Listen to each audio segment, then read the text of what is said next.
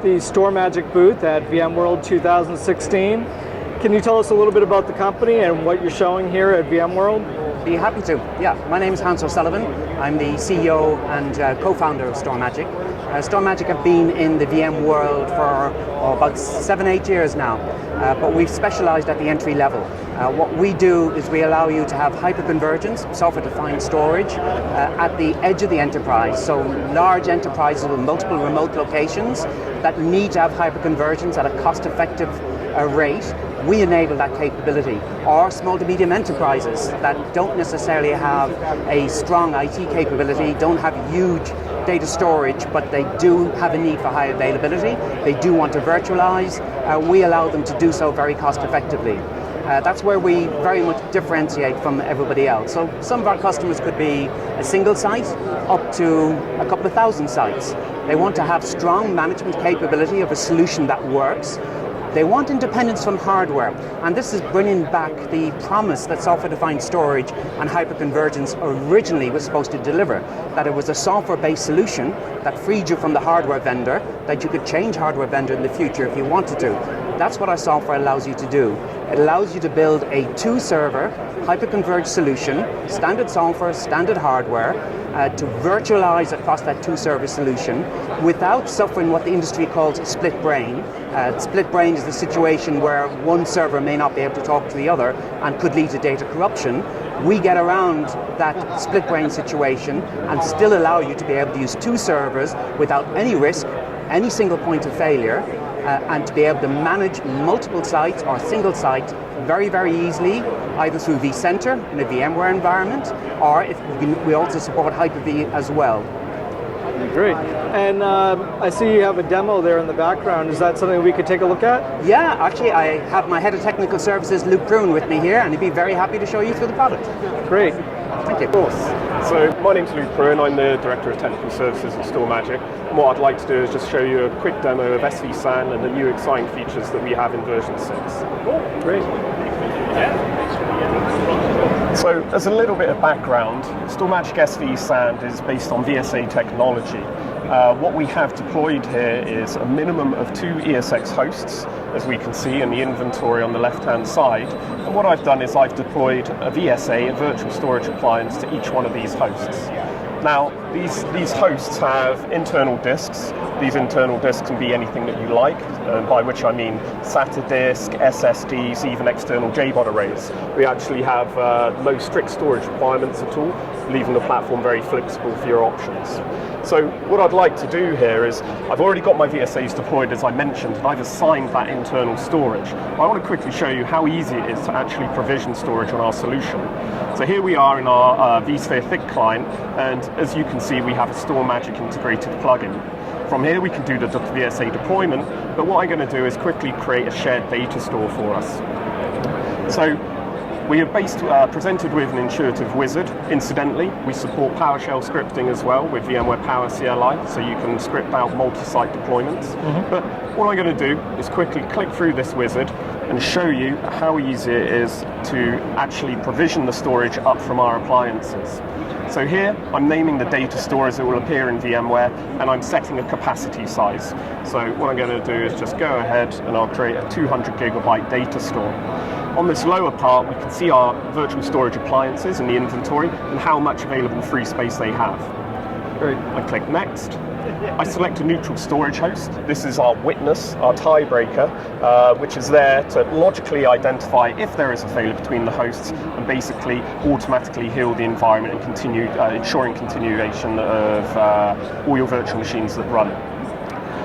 Our neutral storage host is actually quite flexible in the respect that it can run remotely. It can withstand 3,000 milliseconds of latency between the remote cluster and wherever that witness is running, and it only requires 9 kilobits of bandwidth. One neutral storage host can actually maintain quorum for thousands of VSA clusters. Here we're just assigning the storage to which ESX host that we want to present our storage to. For argument's sake, if I had additional hosts in the cluster, I could also assign it to them. I click Next, and finally I click Finish.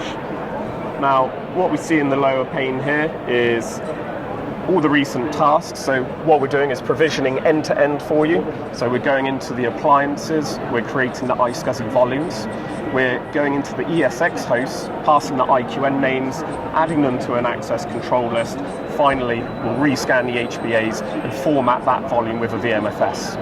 Once that's actually completed, we'll be ready to start reading and writing to that data store.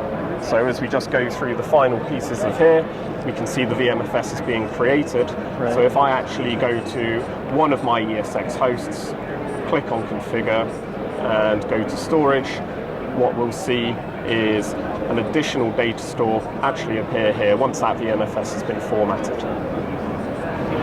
And there we go. So we can see our data store has appeared there, and it is ready to use, to read and write to, and we can start creating virtual machines on top of that.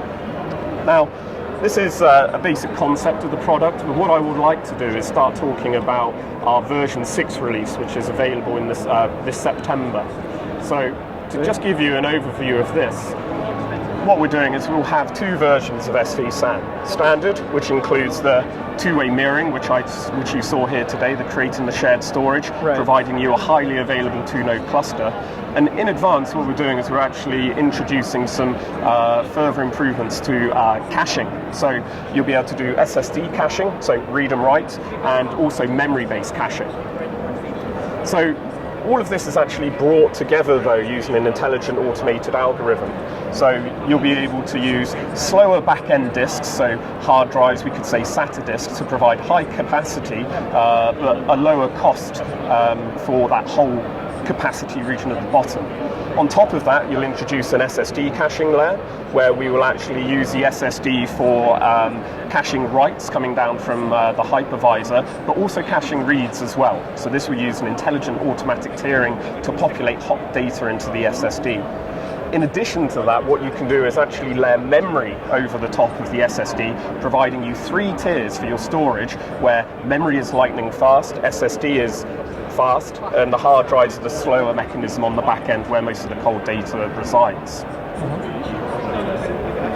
So the importance to this, virtual environments, everybody's aware of the I/O blender effect. You have multiple virtual machines accessing your underlying storage, and there's huge contention. So spinning disks aren't the best for this. So utilizing SSD and the memory caching works around this issue to provide you low latency, high IOP throughput.